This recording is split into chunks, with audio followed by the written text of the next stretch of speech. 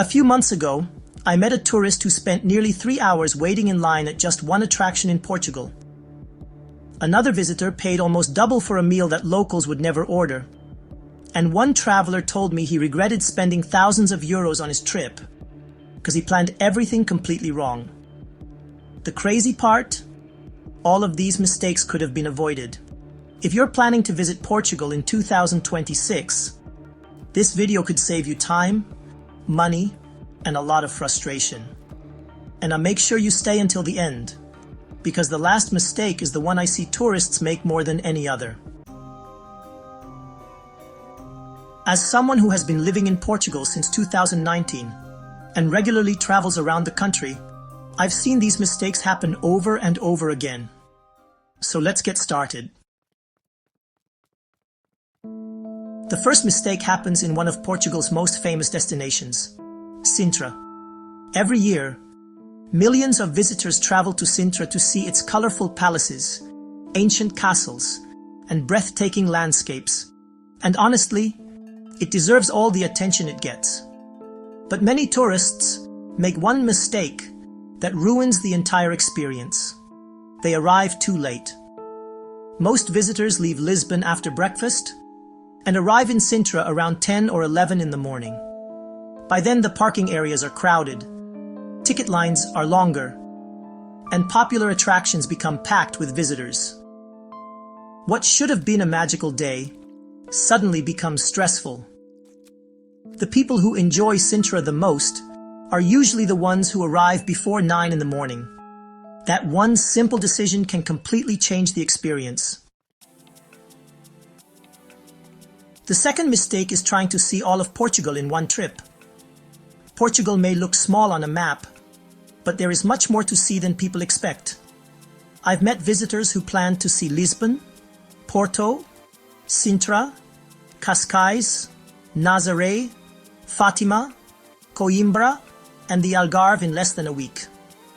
The result is usually the same. They spend more time traveling than actually enjoying the country.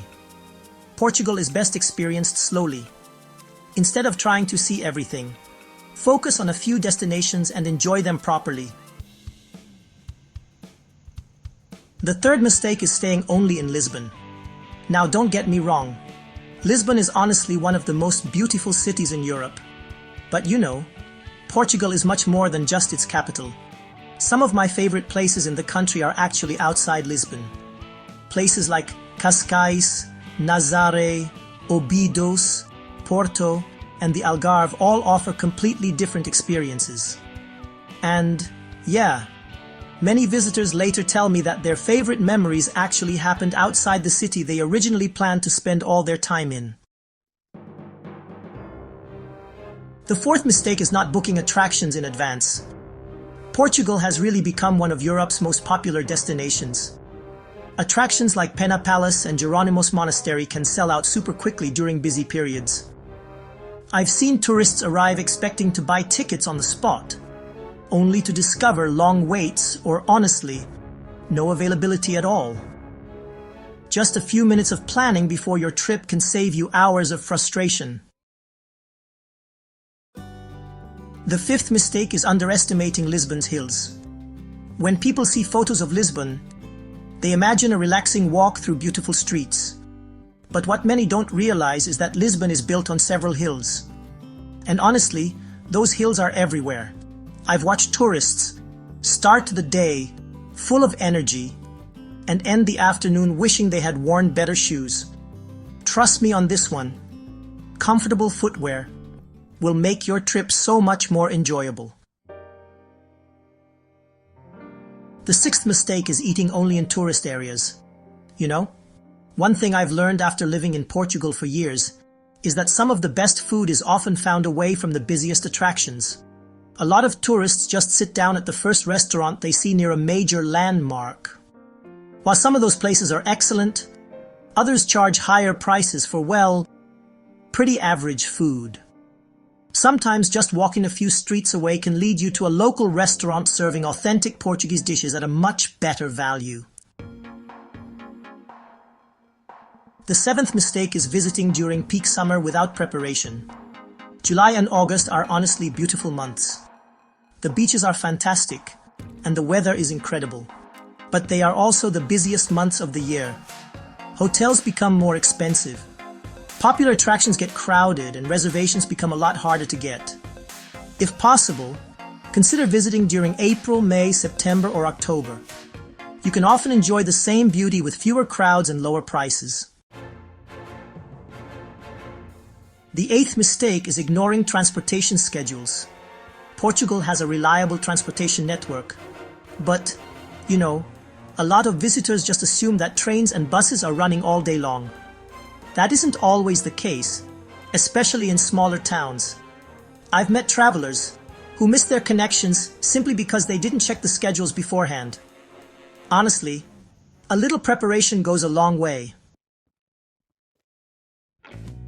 The ninth mistake is following only social media recommendations.